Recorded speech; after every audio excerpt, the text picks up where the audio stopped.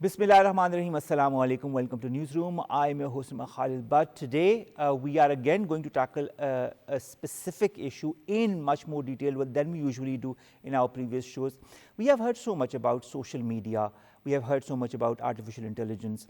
We have discussed in many shows of the implications of the both, on how they can be used for the good and for the bad, on how the youth is being affected by it, whether it be on the positive side or the negative side. We have seen a lot of information disorders that have plagued the world, our region in particular, our country as well, whether it be in fake news, deep fakes. How we need to tackle them is something that a lot of people ask regularly. Sometimes it can be, sometimes it needs to have a more cohesive approach to it as well. Social media terrorism or digital terrorism that has been highlighted many a times by our government as well.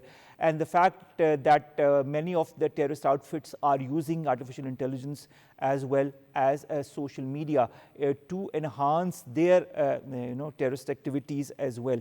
One of the biggest threats facing the world, as per many reports that have come recently, is the misuse or use of social media and artificial intelligence algorithms to change the narrative vis-a-vis terrorism across the world, and of course perspectives on different societies and countries. The urgency to understand social media and artificial intelligence becomes even more pertinent in this day and age. So we thought, why not do an entire show on this? We've been joined by three guests to discuss more on the different aspects of social media and artificial intelligence. Let me introduce them to you one by one. In the studios, we've been joined by Rasool Saab. He's a motivational speaker and of course talks about many an issue, including social media. Thank you very much, Asif Saab, to have joined us. We have also been Asif Saab, in fact, Asif Rasool Saab. We've also been joined online by two very important guests who we've talked in quite detail about terrorism, social media, artificial intelligence. Saad Masood, senior IT expert.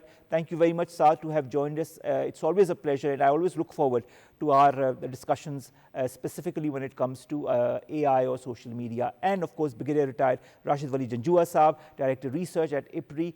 Thank you very much, Janjua Saab, as well, to have given us the time to discuss so many important issues that come under the ambit of social media, disinformation or misinformation, or of course also artificial intelligence and how that needs to be used or has been misused, in fact. We will begin with Asif Rasool Saab.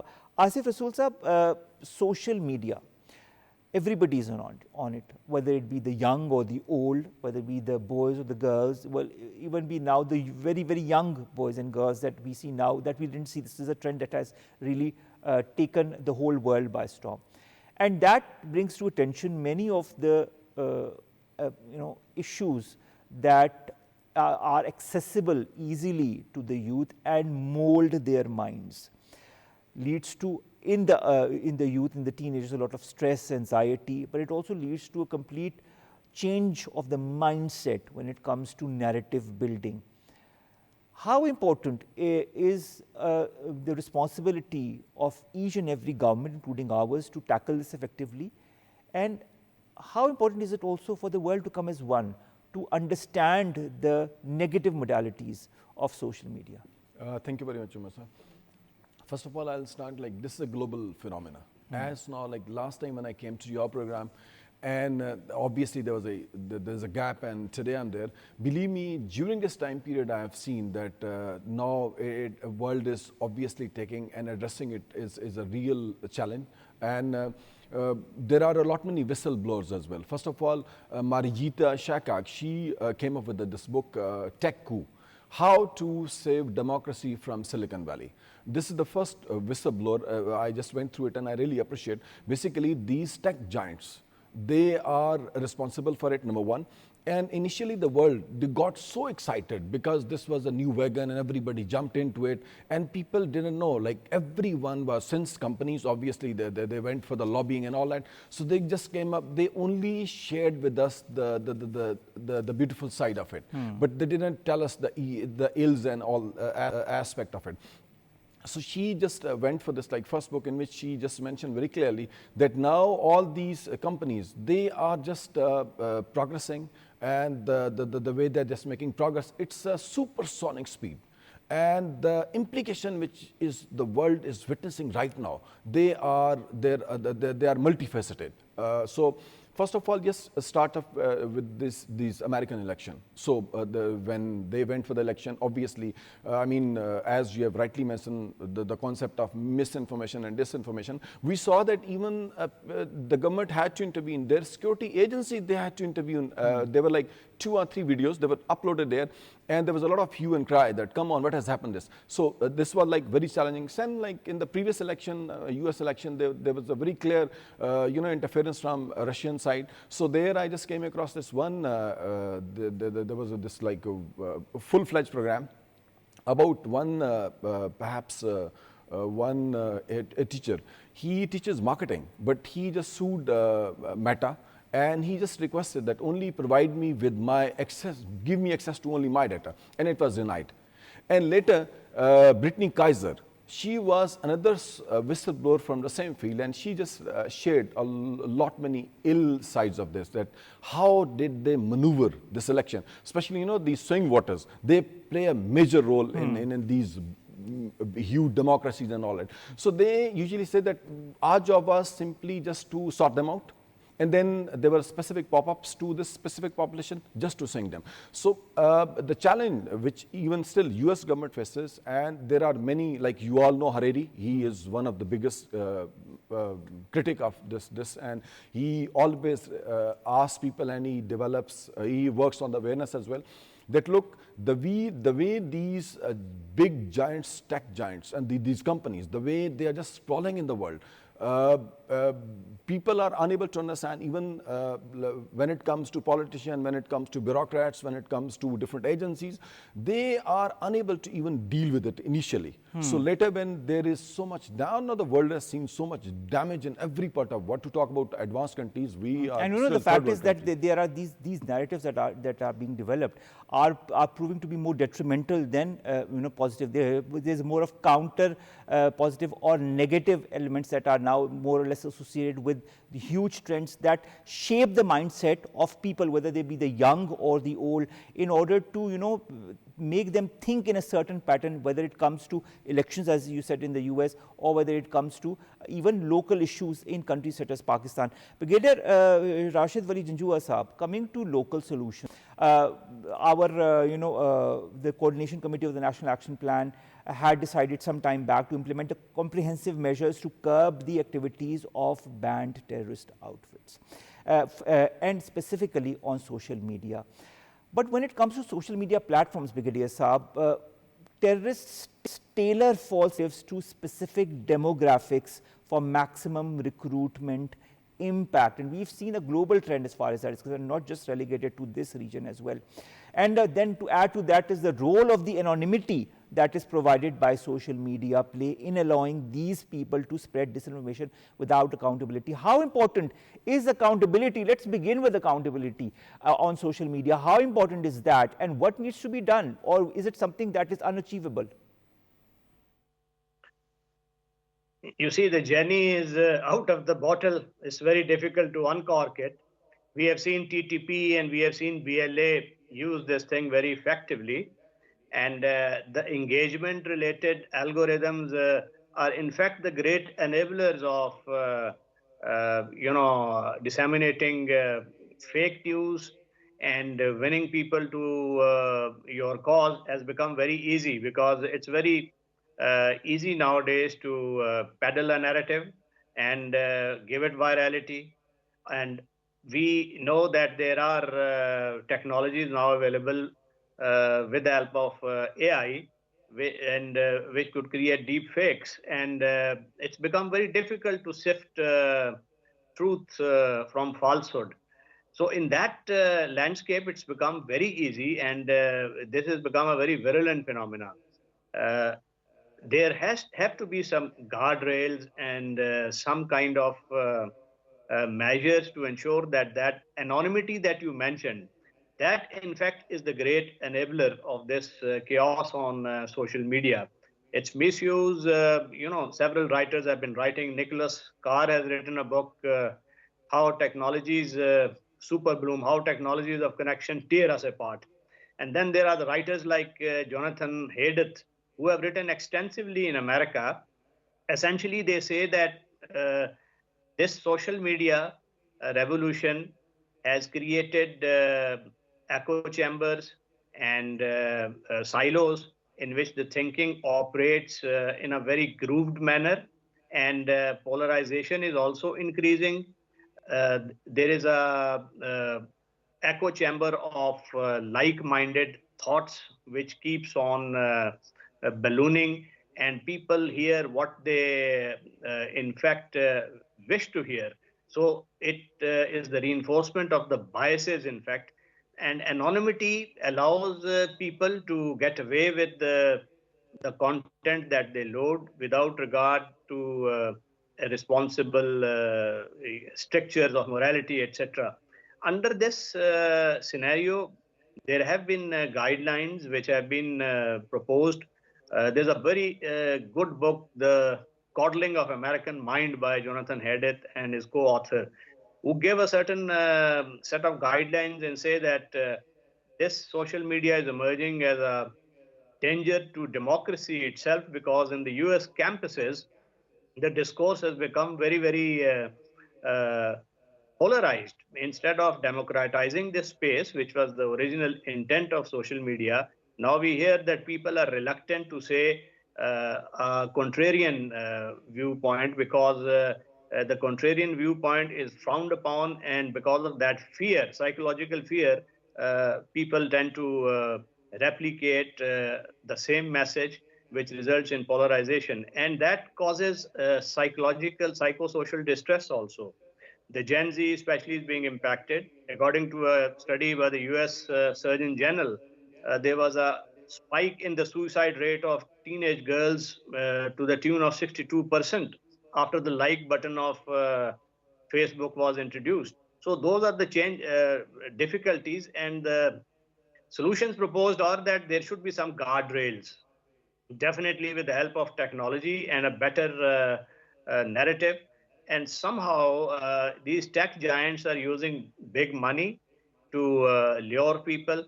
So that is a great inducement. If we could somehow sever this linkage between the money and the content, I think that that would need definitely intercession with those big tech giants whose business models are driven by profit. Unfortunately, it is in the nature of the beast. The social media is now driven by profit. Their business models, those prefer engagement at the cost of any morality. So there are no strictures, there are no holds barred. You just engage, be it porn, be it any material which promotes extremism. They don't care. So I think it's a common issue of the entire world. So the big tech, the academia, and the people who observe, the experts of digital media, they need to pool their thoughts and come up with some strictures and some guidelines as to how to moderate this content and how to save and protect your young generation. Give them better awareness, better education, and better digital literacy. I think these are the solutions, but the problem is there. The problem is there, and the problem is manifold. In fact, you talk of guidelines, you talk of severing linkages between the money and the content as well, reinforcement of biases that is there, anonymity is there, polarization is more rampant than ever across the world. I mean, speak alone of this region and look at the West and all. Saad, I'd like to understand different aspects, and my understanding with you will be more technical because you can give us a more technical approach to all of this. Social media algorithms, they contribute to the spread of disinformation, and we have seen that in the past, and we continue to see that through the different narrative buildings that the terrorist outfits or other extremist outfits across the world try to, portray through social media. How can, in your point of view, social media platforms could be regulated in order for these social media algorithms to also not portray such content, or is that not possible? Secondly, influencers, bots, and dissemination of disinformation. How can that aspect of disinformation could be also regulated as far as social media is concerned? I'd like your take on that, but there's so much that I would like to ask you about. Thank you, Omar. It's good to be here. I'll probably just extend one little bit that Rashid have mentioned as well, that the genie is indeed out of the bottle, and it is very difficult to put it back. Now, coming back to the question at hand, especially with regards to social media informing and increasing trends, it's a phenomena that is taking place everywhere, not only in Pakistan but all across the world as well. Uh, Algorithms, by definition, can be changed, manipulated, etc. And as mentioned previously as well, that the way algorithms work is that they look at the profile, the trends of a particular user, and then give him or her the same content that they have been seeing before. So in that case, they actually reinforce biases, as mentioned previously as well, and these lead into echo chambers, which actually are relatively difficult to manage as it is. But there are a couple of things that can be done, especially when it comes to negating the effects of algorithmic change. Digital literacy is a word that is used relatively far and wide. I think that is perhaps one of the better ways of negating the impacts of algorithms that generate cognitive biases as well as echo chambers. And there are two, three, four things that can be done under the guise of digital literacy. One is we need to be relatively specific as to what is the objective of the endeavor of digital literacy, which in this case is not only negating the impacts of algorithmic change, but also allowing people to understand the change that they are witnessing in front of them. So enforcing biases, etc., as well. The second bit that can be done is to have an audience-centric approach to different demographics. So, the students, the teachers, the professionals, the businessmen, all these are different demographics who have to be handled differently when it comes to digital literacy and negating the changes or updates or impacts of algorithms which are used worldwide. Then there's a hands-on learning cases that can be used. Fact-checking exercises can also help as well. And more importantly, as you rightly mentioned, we have digital platforms that actually do this for us as well. So, for example, Google has its own fact-checking algorithm as well. There is an AI detection tool called InVid, which actually verifies algorithmic patterns within videos as well, which are uploaded on different platforms. And last but not least, I think algorithms can do only so much.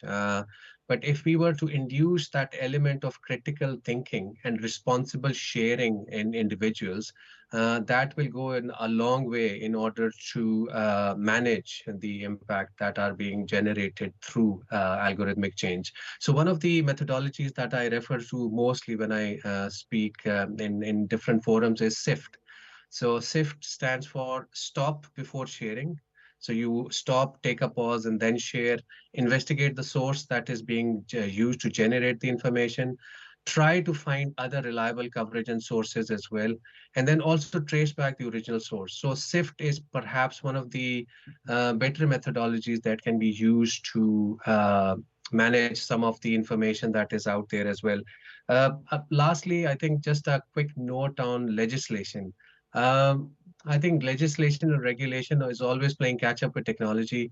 And there is always a part of technology that is always not regulated. There are new pieces that will come on online by every couple of months, every couple of quarters as well. And then technology will always be apace, and then legislation and regulation will need to catch up with it. And then comes the enforcement of said regulation as well. So I think in my personal view, the digital literacy is perhaps the best prong to tackle this, seconded by legislation and regulation, and then thirdly by enforcement.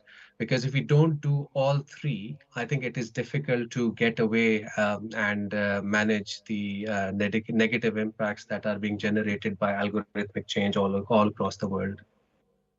All right. Asif, Rasool Saab, we've just heard Saad, and he's been very, you know, robust as far as letting us know how to move along on things, whether it be critical thinking, responsible sharing, whether it be issues like regulation and proper enforcement of that regulation as well. When it comes to educational institutions, Asif, Rasool Saab, how important do you feel that this whole methodology could be implemented? Because digital literacy, as Saad calls it, is not that rampant when it comes to developing countries. We don't think before we share. We get a piece of information, whether it be related to a terrorist incident or whether it be related to other deep fake news or news that could have a negative impact or news that could have a huge falsehood associated with it, but we don't check it. We just move along and we just share it with other people.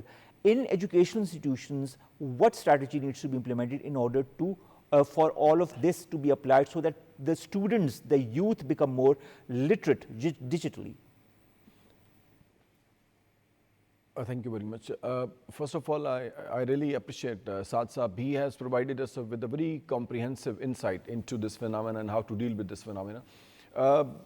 Personally, Umar Saab, when I see it in the university, usually I see it only like the scarcity of awareness or seminars or specific courses on this, how to deal with this aspect.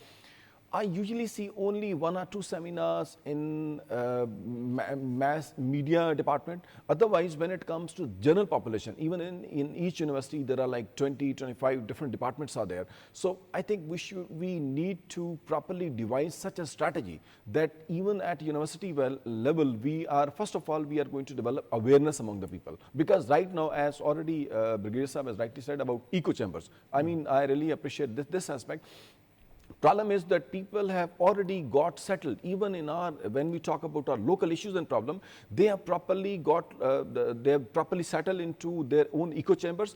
And in their echo chambers, unfortunately, they've got their own best people. They are just throwing misinformation, disinformation, and they are buying them as it is. And it affects them almost at every aspect. For example, there is someone, an old guy, around 70 and 80, the moment he turns it on to his, gets into a specific that echo chamber by listening to one particular YouTuber or the guy, now he just comes up with so much sensation that even it triggers that guy. He gets into the same momentum and all that, and the moment he gets out of it. So coming back to this problem, I think we need to, and it's high time we deal with this issue right now because But how to deal with this issue? That is what I'm trying to understand. Now, one is at government level. First of all, international level right now, I can't say, but still there are certain challenges. For example, as you all know, Harari says that we have got to bring these tech giants to a platform where we should work on the regulation. At least they are responsible. Problem is there is hypocrisy at their level because they do not tell politicians, they do not tell the policymakers and all that when they sit with them, they do not tell the darker side.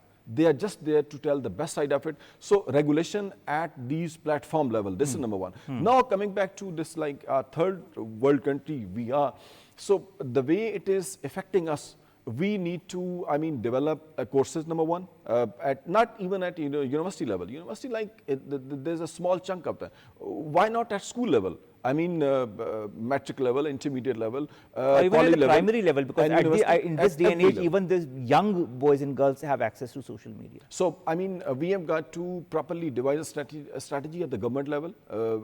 Policy makers should, and now we see there are so many news that there are many agencies that are just working on that. But in educational institution, it's very important to develop seminars, to introduce new courses at universities and in every department. It's not only at mass communication or mass media department, not at all. It's in every department so that, the youngsters, when they're going to go out, so you get at least a population who is going to go for this fact-checking. Fact-checking, Umar Saab, how many people have got this concept of fact-checking? Come on. Nobody 2%, looks at 3%, 4%. We have got a huge population. They've got these gadgets, very attractive gadgets in their own. They have got into their own echo chamber. Who is going to guide them? Do you think that they are there to just fact check? They just get whatever they receive in their echo chamber without thinking, without second thought. We could see all these messages. For example, talking about this recent unfortunate incident in Balochistan, I mean, when you just visit different WhatsApp group, I mean, from where did these videos trickle into it? Yes. They are very dangerous, and apparently, you know, it's very challenge. It's a huge challenge for the government, for the agencies, just to I mean, control this content and all that. So awareness, digital literacy. I mean, this is very important, and we have got to start it off with at every tier, school, college, and university, just to develop the awareness. All right, that's interesting. Content development. Let's come to that. The role of artificial intelligence has become more and more prominent over the last few months, and specifically when it comes to changing the mindset of people and building on narratives that could lead to disastrous results.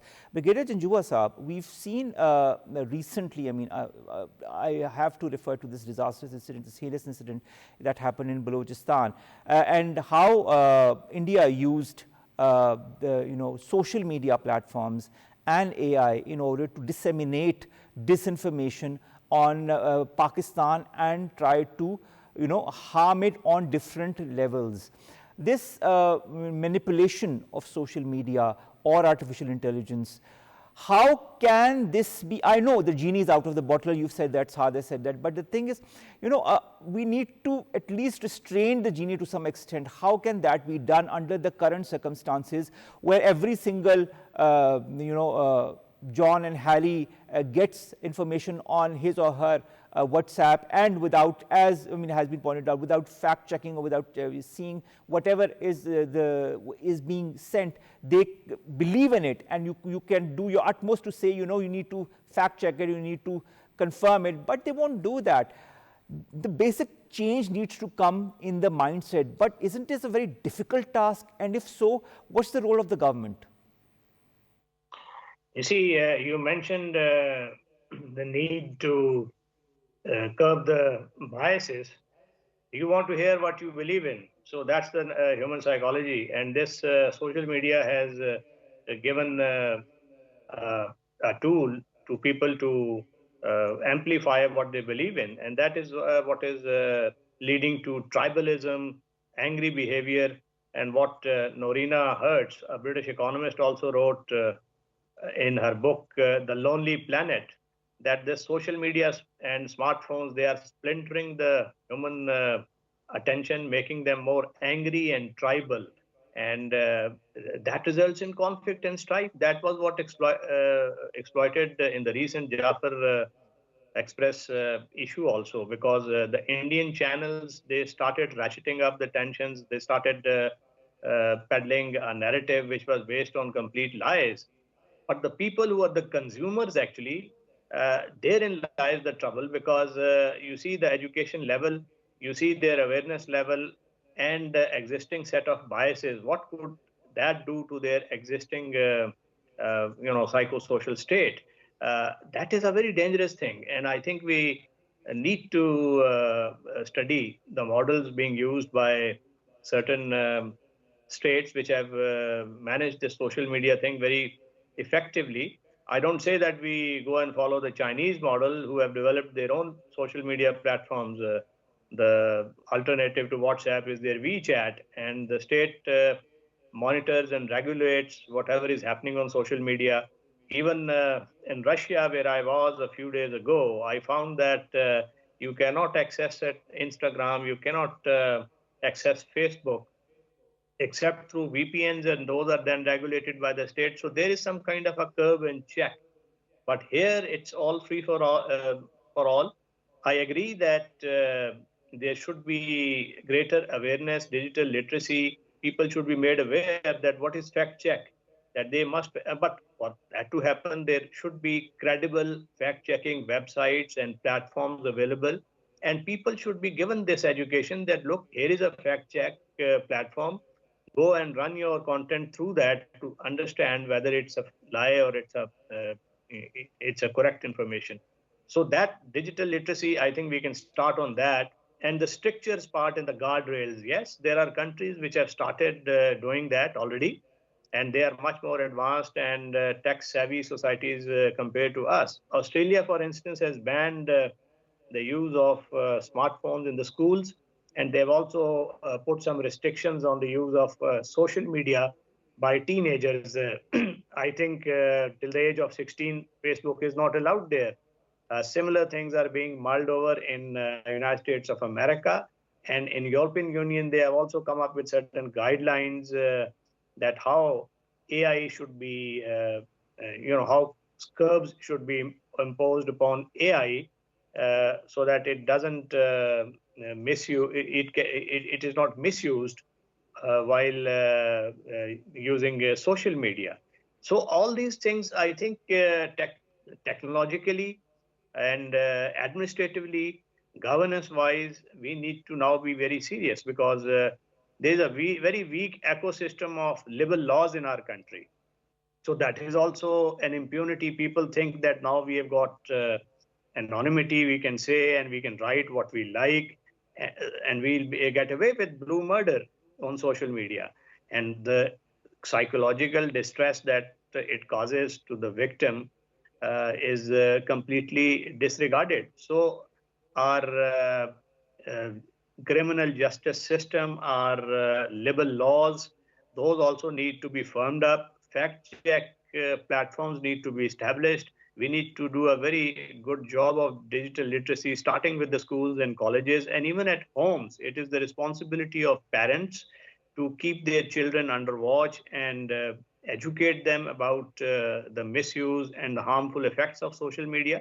And a greater open debate needs to be encouraged to understand the nature of this beast and what could be done, what curbs could be imposed, and what is responsible use of social media. So these set of guidelines should act as a warp and woof of any future moderation of social media. All right. Saad, social media, artificial intelligence, use, misuse, proper handling, mishandling is a debate or discussion that has been going on since quite some time across the world. And we're not just talking about related to terrorism, but there are so many other impacts of social media and AI, even in the educational models or content assessment industries, in the private sector, in the public sector. AI has been used and misused. What concerns, in your point of view, in the global West exist about AI perpetuating these biases, and how, in your point of view, might this affect equity in opportunities in different fields, and also, this equity as far as a general narrative building is concerned? Can this be controlled at any level, or is this something that can be manipulated as and when by whosoever who wants to use it to his or her advantage? Yeah, I think with regards to AI, Omar, I think as previously mentioned as well by your esteemed guests, AI has this capacity to amplify the nuance value of social media. Uh, Before AI, I think social media was rampant as it is, but with the advent of AI and especially generative AI in the last couple of years, it has perhaps taken social media to another level as it is. Because if you look at AI, especially here in the West, there are, I think, four or five particular pieces that people are worried about as well. Because, firstly, the deepfakes that are getting more rampant day by day. It comes audio and video manipulation as well. Secondly, I think more importantly, people are worried about biases that are introduced and confirmed. So not only in social engagement, but also in electoral voting as well, which has been a point of debate for the last couple of years, not only in the US elections in the past, but also in the Brexit elections here in the UK as well. Thirdly, I think AI also has this knack of engaging people any which way possible, even if it means avoiding the truth. So, for example, the main mantra of social media platform is social engagement, and they would want to do that at any cost, even if it comes at the cost of ignoring the truth itself. And fourthly, AI has actually increased manipulation at scale. So, for example, if you look at AI-powered bots, automatic generated trends, etc., especially during elections, these actually reflect the fact that the capacity of AI to do or conduct manipulation at scale is unchecked. And last but not least, the fifth point around that profiling users first and then targeting them with disinformation campaigns through advertisements and marketing gimmicks is also something that AI has contributed to. So, all in all, the amplification of the nuisance value of social media has taken a higher notch under the guise of AI. Coming back to the equity part, so I think it's not easy to engender because there are certain parts of the world which are geared up to not only benefit more from AI but also restrict the bad impacts or the negative and adverse impacts of AI as well. In this case, I think there is a big divide between the West and the developing world, because in many parts of the Western world, you will see legislation that is not only enacted but also enforced as well. So, for example, in the US and the UK and the EU, there is a lot of legislation that has been enacted recently. And in recent times, there have been a lot of prosecutions that have been done as well, which means that there are people who will perhaps think twice before circulating information that may or may not be accurate. So last year in the UK, when riots broke out at in Wales and then parts of the UK as well, they had this campaign of the justice system, which was called prosecute and publicize.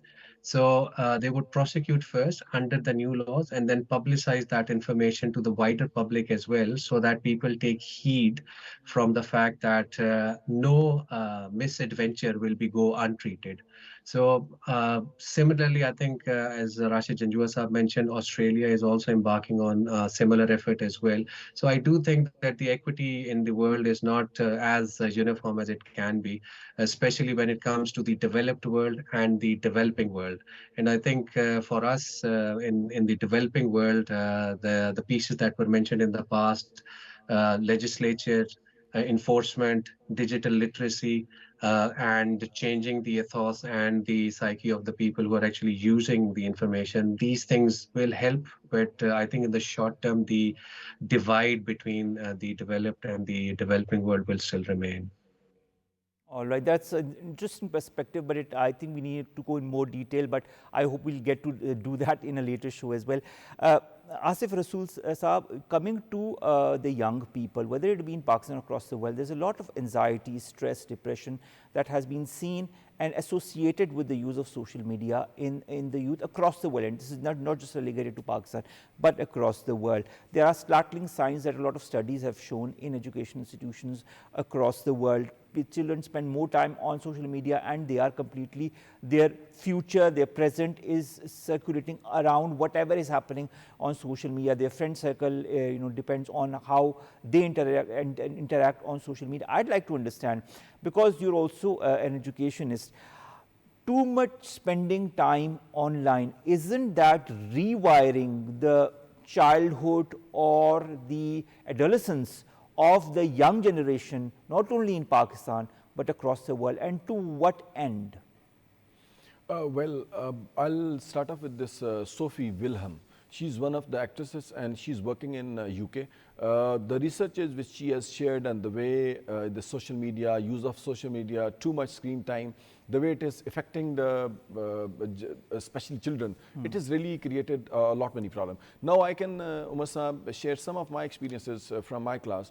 That when you just go to the class and observe that during even the class, they've got one particular phenomena in which a user always feels that, well, there's a text message, perhaps there's a new message. So they usually time and again, so number one is that whatever they're learning, they're unable to absorb it properly. This is one problem. Second, all of them, they've got like echo chamber before the rise of this technology, social media and all that. most of the time children, the parents, they could see their children, okay, what are the companies, where do they play, at least it was in their access. But now when it comes to social media, a country like Pakistan, where parents, they do not have this awareness. I mean, in West, like Saad sir, where he's sitting, obviously parents, they've got a lot of awareness about it, like they talk about this age limit content and all that. But here in Pakistan, you know, mothers in villages, when I go there, almost, I mean, we could see the huge population who have got access to mobile.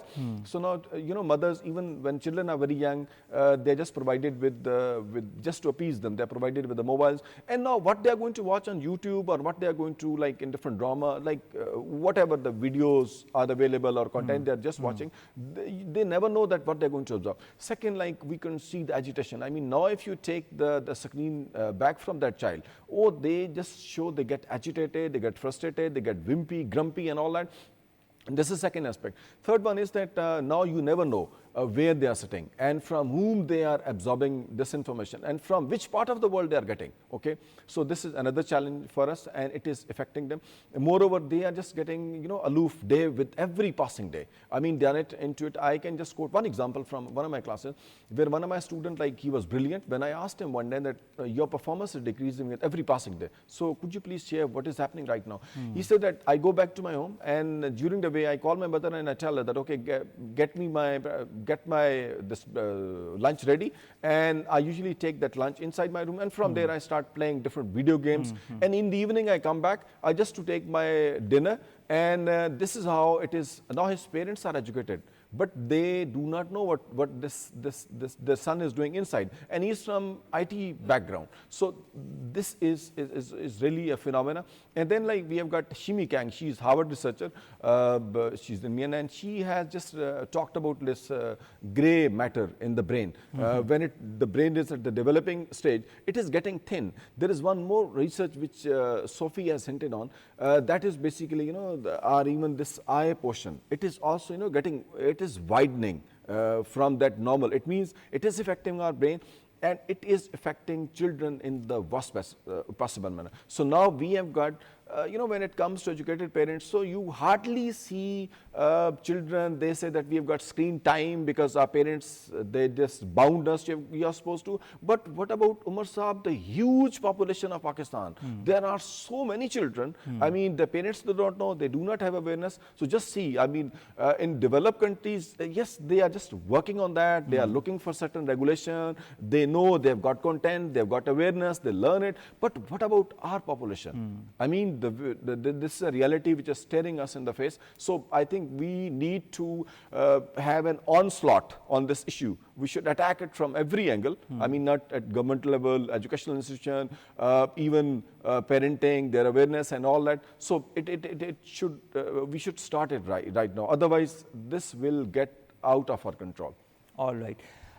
We are a bit short of time, so I'm going to ask these last two questions from my two eminent guests who are waiting patiently online, beginning with you, Janjua Saab. Janjua Saab, in January of 2024, risk specialists predicted that misinformation was a factor likely to trigger a global crisis in the next couple of years. This was a World Economic Forum's Global Risks Report 2024 that highlighted that. Since then, there have been many other reports that have highlighted more or less the same things. This is not just a regional or a Pakistan specific or a US specific, or this is a UK specific in your case, Saad. But the thing is, it's a global issue. Is the world, are the social media platforms, are the big tech ready to take on this challenge, or is it going to be just business as usual and business, quote unquote, as usual, where money decides where things will move? You see, big tech is not ready at the moment to regulate because of the money aspect. It is the responsibility of the government and the countries to institute the mechanisms. For instance, there are countries which have started creating their own social media platforms, and where regulation and monitoring is possible. And as you will know, Harari has said that we are creating artificial intelligence without beating the natural stupidity. You see, we are speeding up things in a manner without educating our masses. and without preventing the predators on the digital landscape, which are preying on the young minds. In fact, Jonathan Haidt, he came up with this term, fragilization of Gen Z. Gen Z was born in 1995-6 and came of age through the universities in 2014. So that's a generation which was underprotected uh, in the digital landscape and overprotected in the real life. So they were not allowed to go and play at risky games, but they were given extensive coverage, sans proper monitoring on digital media. So that has created a fragile generation, which when encountered by the real life challenges, it wilts. So those are the real challenges that are emerging, and in those uh, dangerous silos, who knows who is preying on the minds, and what kind of psychosocial distress is being caused, what kind of a polarized society are we creating, how terrorists are making the most of this chaotic situation. So that is why there is a greater responsibility to, I think, put pressure on the big tech also to moderate their content in a manner that this anonymity, the sense of anonymity, is somehow held accountable through the libel laws of a respective country. I think that's a collective responsibility of entire humanity, and that is a challenge that is staring us all in the face. And in times to come, these debates will definitely lead to some outcome. But at the moment, I think the solution lies in better regulation, better monitoring, better education, parental control, some easy accessibility of fact check platforms, and then giving extensive awareness to all and sundry, not only the schools, but also the workplaces where even the uh, illiterate who are now holding the smartphones and have access to all kinds of social media platforms could be at least given certain guidelines and made aware of the dangers and the perils of this unchecked use of social media. We are a bit short of time. I just wanted to understand the implications of AI and how in the future also AI could be better regulated by the developers in order to make the world maybe a less, more safer place than it is right now as far as the building of narratives. And I was also asking about digital politics being the new campaigning tool. A lot has been said as far as social media regulation, social media misinformation, disinformation, its usage for building narratives that are contrary to societal or national narratives and values, and how important digital literacy is in all of this context in order to improve the societal thinking as far as the usage of social media and AI is concerned. I think it again all starts from an individual level. You need to make yourself more learned whenever you watch, listen, or read some kind of context on any form of social media, or watch some video that could have repercussions. Always fact check them one way or the other. If not, then go to the major newspaper outlets to see if there has been any news in that context. Somehow, somewhere, you'll always find the thing. Instead of being lax about it and further disseminating information that is based on falsehoods and negative narratives that could further destroy communities, societies, and nations, it is better to start it at at a local level, at the individual level, and then move collectively in order to build a narrative that could bring the societies and nations together. I think AI has a very good implication as far as the future of mankind is concerned, but we also need to check and put into check whatever it has been doing as far as the narrative building in a negative space is concerned. A lot of discussion in that, a lot of more understanding, values, and literacy is needed, and I hope all the stakeholders will come together in order to do that in Pakistan and across the world. Umar, Khalid, but bids you farewell from this very important program on social media, AI, its usage or misuses. I'd like to thank my guest, Brigadier Raashid Janjua Saab, Director of Research, IPRI, Saad Masood, Senior IT Expert, as well as Asif Rasool Saab, who has joined us in the studios, to have discussed different aspects of it. This is a long discussion, but I think if it can have some impact on you as an individual, and you go back to social media and see what could be, and you try to fact check, try to make yourself more literate, I think that would be a very, very good start. I think start with yourself and then move forward. Allah Hafiz.